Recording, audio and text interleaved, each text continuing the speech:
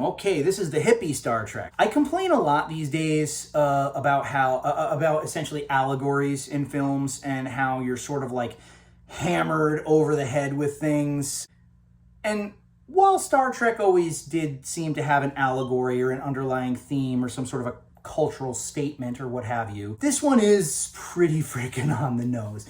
There's sort of like, well, actually, first of all, it picks up where Star Trek 3 leaves off. The Enterprise has been destroyed, and they're actually on a Klingon bird of prey, which is cool. Not for nothing to see the Enterprise piloting that.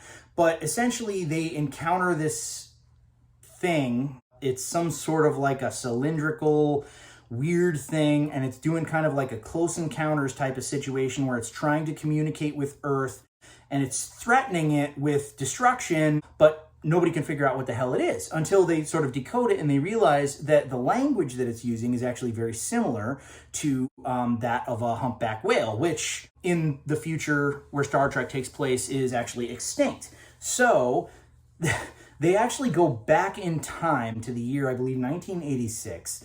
So essentially, Kirk and Spock are in the time that the film was released. And Spock has no concept of Earth culture at that time because people are kind of barbaric, at least according to, future society. It's sort of like there's like punks and people are swearing and they're assholes to each other. Actually, and this is the real saving grace about this movie, is that it leads for a lot of very good comedy. This was also, again, directed by Leonard Nimoy. Now, Star Trek 3, while it was a very serious film, Star Trek 4 is mostly comedic, and I think that was a very smart choice on Leonard Nimoy's part. There were a lot of like kind of winky things, and even though the allegory, again, was like really on the nose, it was still a very entertaining movie, because it came out like, during the end of the Cold War, just before or after Chernobyl, I'm not sure. Probably before, I would assume. But there's a scene where in order to get back, they need like a nuclear, generator essentially to get the Enterprise where it needs to go. So who do they send other than Chekhov?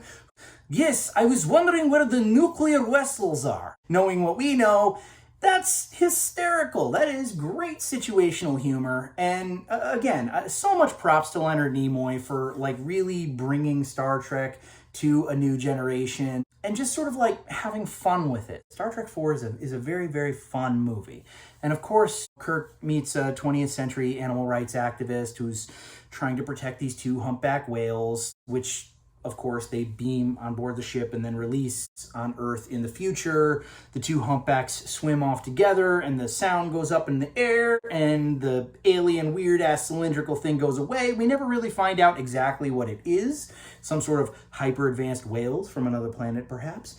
Anyways, very, very, very, very entertaining movie. Like I said, a little bit on the nose with the allegory, but the way it was directed by Leonard Nimoy, very entertaining, really played for humor, I would say more so than most Star Trek movies. We'll get to Star Trek 5 in the next video. But anyways, Star Trek 4, a lot of fun, and that's all she wrote.